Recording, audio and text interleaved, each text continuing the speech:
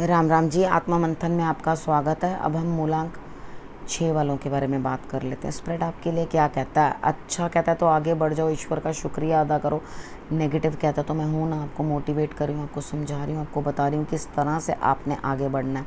अब आपने करना क्या है, ठीक है? आपने जो उपाय बताती हूँ वो कर लेने हैं। मित्र शत्रुओं को कैसे हैंडल करना है वो बताती हूँ, वो समझ लेना है। उसके बाद गुरु मंत्र बताती हूँ, उसे भी अपनी लाइफ में उतार लेना है, ठीक है? तो आपको कोई घबराने की ज़रूरत नहीं, सिर्फ मुझे फॉलो कर लो। अब संडे की बात कर लेते हैं। संडे वाले दिन मुझे ऐसा लगता है जीवन में बदलाव तो आ रहा है, लेकिन आप इमोशनली अंदर से अनसाउंड हो, ठीक है? इमोशंस बिल्कुल डिस्टर्ब्ड हैं, समझ में नहीं आ रही क्या रास्ता अपनाऊं। यानी कि यहाँ पर आपके पास कोई बेटर चॉइस ही नहीं है। आपके पास दो चीज़ें हैं और दोनों ही ऐसी कि जो आपको बिल्कुल पसंद नहीं, यानी कि ना ये अच्छी ना वो अच्छी। तो आपको ऐसा लग रहा है अरे भैया करूं क्या, ठीक है ना? एक तरफ तो ये चीज़ है जो मेरे को इतनी पसंद नहीं है, दूसरी तरफ भी है जो यहाँ इसको इस तरह से समझ लेते हैं। दोबारा शुरू करती हूँ, ठीक है? इसको इस तरह से समझ लेते हैं कि एक आपको कह रहा है कोई हैंडीकैप्ड है तो उसको आप एक्सेप्ट कर लो, ठीक है? एक का हाथ टूटा हुआ है और एक की टांग टूटी हुई है। तो यहाँ आप सोच रहे हो दोनों में से क्या बेटर चॉइस है।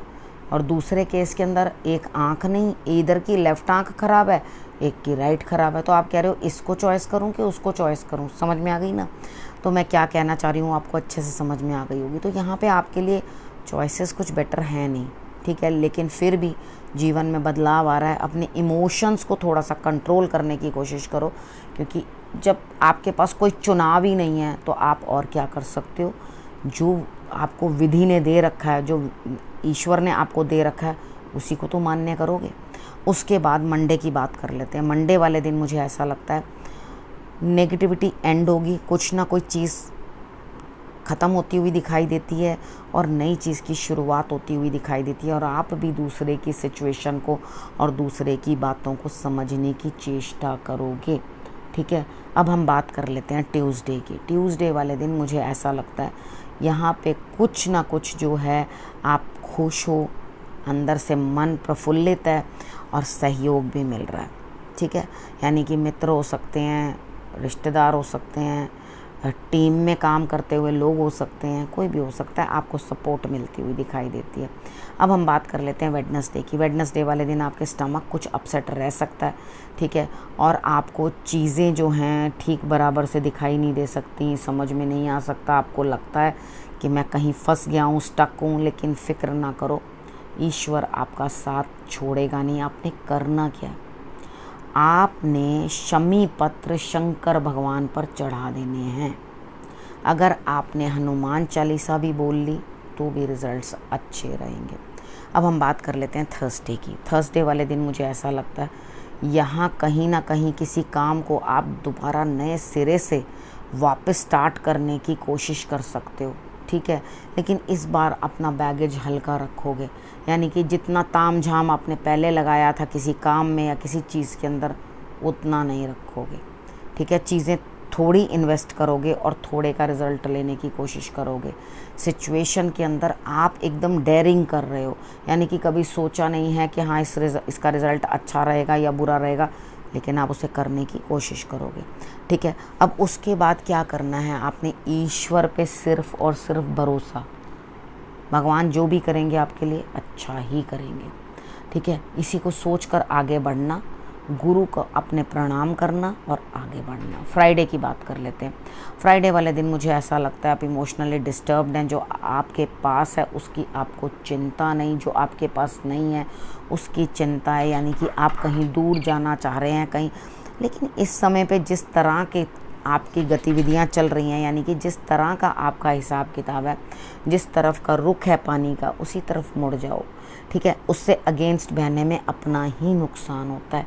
अब बात कर लेते हैं सैटरडे की। यहाँ पे ऐसा लगता है मुझे कि कुछ ना कुछ खतरा है। पुरानी चीज़ें, पुराने रिश्ते फिर से हावी हो सकते हैं। दिमाग के ऊपर कुछ ना कुछ खलबली या कुछ ना कुछ प्रॉब्लम होती हुई दिखाई देती है दिमाग के अंदर। तो यहाँ चीज़ों को जो है समझना है। दिमाग की इतनी एक्टिवेशन भी अच्छी नहीं है, क्योंकि वो पास से किसी ना किसी को ला रहा है आपको नुकसान पहुँचाने के लिए। तो यहाँ पर अपने आप का संतुलन रखना, ध्यान पूरा अच्छी तरह से रखना, चीज़ों को किस तरह से आप इम्प्लीमेंट कर रहे हो। झंडा हो सके तो झंडा हनुमान मंदिर में चढ़ा देना, और अगर आपसे झंडा चढ़ाना पॉसिबल नहीं है तो केले तो ज़रूर हनुमान मंदिर में दे ही देना, ठीक है ना।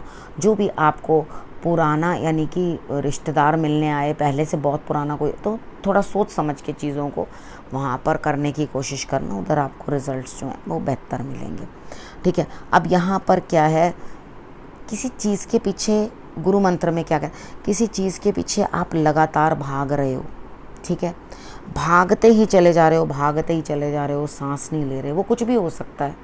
सपोज़ करो कि आप किसी अपने प्रेम को प्राप्त करने के लिए भाग रहे हो, ठीक है, आप उसे प्राप्त करना चाह रहे हो, लेकिन लगातार ब्रेन और पूरी एनर्जी जो है आपने उसी काम में ही लगाई हुई है, उसी काम में ही लगा रखी है, उधर से निकल ही नहीं रहे। तो थोड़ा सा सांस ले लो ना, आप थक भी गए होगे इतना उस चीज़ के पीछे पड़ते पड़ते, और वो अचीव नहीं हो रही, ठीक है। वो कोई भी चीज़ हो सकती है, हो सकता है वो बिज़नेस हो, कोई प्रॉफिट हो, कहीं बाहर जाना चाह रहे हो, वो चीज़ आपको अचीव नहीं हो रही। तो यहाँ पे आपने करना क्या है, थोड़ा शांत रहो, चीज़ों को अपने आप अपनी स्थान पे बैठने दो, उसके बाद चीज़ें, अगर आप खुद ही बवंडर क्रिएट करे रखोगे 24 घंटे अपने दिमाग में भी और आसपास भी, तो आपकी चीज़ें किस तरह से पूर्ण होंगी।